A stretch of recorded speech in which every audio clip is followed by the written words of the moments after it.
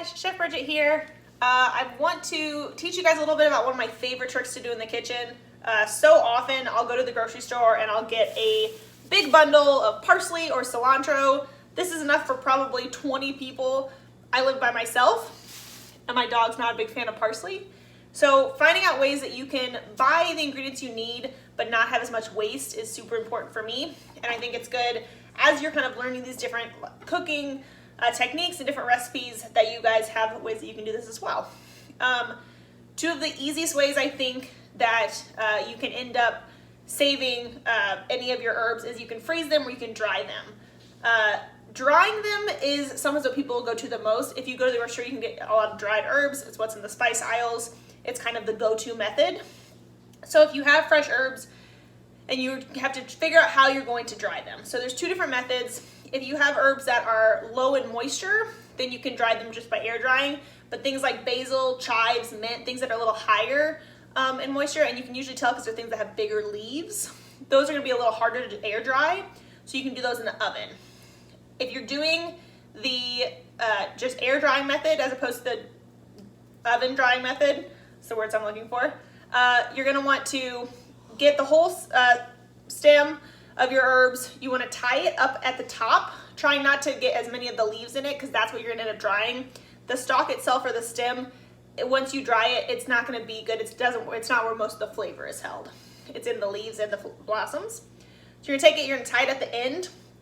The easiest way to do it, if you don't have a super temperature controlled room, is to do it in a brown paper bag. You can poke holes in the bag, tie it up at the top around the herbs, and hang it to dry. If you have a room that it stays pretty consistently the same temperature, you can just go ahead and hang them just like this. Danny has the most amazing garden, and so she has all these fresh herbs and she's been drying them for us. The other method you can go to is drying them in the oven. Like I said, things that are high in moisture content, as far as basil, mint, chives, things that usually hold liquid a little more, you dry them in the oven. You want to put your oven to 180 degrees Fahrenheit, lay them out on a sheet tray. I usually take the stems out of it if I'm doing this method, and then you can throw in the oven for 3 to 4 hours, and it'll dry them slowly. Because you keep the temperature so long, it'll act kind of like a dehydrator would and slowly take that moisture out of it. But my favorite way to keep herbs is to freeze them. There's 3 different methods we can talk about. The first one is you can just take the leaves off the herbs, you can put them in a Ziploc bag, seal it really tightly, and put it in the freezer. That'll give you about 2 weeks that it'll keep for. The second method, you can keep it a little longer. You can take it, you can puree your herbs with a little bit of water. You can do it in just a blender, you can do it in a food processor, puree the herbs with water, stick them in a Ziploc bag, like I said, seal it, then you have this paste. That'll last you about a month. The way I like to do it is I can usually get herbs to last me for a couple months. So I'll take them and I'll start by taking the leaves off the stem. So we're gonna do this with parsley and cilantro today. So I get my leaves and stems separated. I usually keep the stems because they can do really well if you're making stocks or if you're making broths. You can add those in for extra flavor. I'm then going to pull out an ice cube tray. Any ice cube tray, doesn't have to be anything fancy, just a plastic ice cube tray. And I'm gonna rough chop my herbs.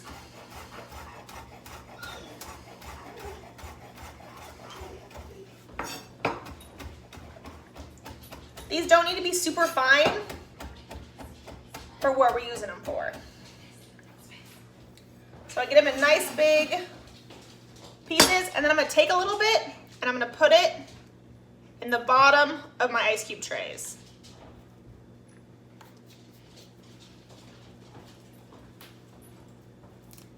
The best thing for doing things like this is so then you'll basically keep them in the freezer, you top them off with a little bit of oil, and I usually wrap the top of the ice cube trays. So then when you pull them out of the freezer, you have little oil pockets of herbs. You can do rosemary and thyme together. You can do a bunch of different Italian herbs together and throw them in. And you can just pull them out. You pop out an ice cube tray.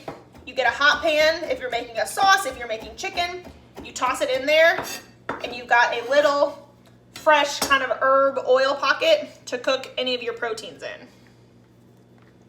So I'm not putting a lot just a little bit in the bottom of each tray. And then I'm going to take my olive oil and I'm going to put just enough in there to cover it.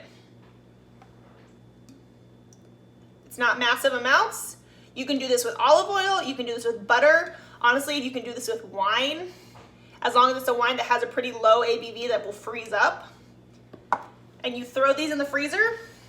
These will last you, once they set up, I go ahead and wrap them, but these will last you almost 2 to 3 months, and you have little herb pockets for cooking. It's a way that you can kind of keep your herbs a little longer and save your money. Thanks, guys.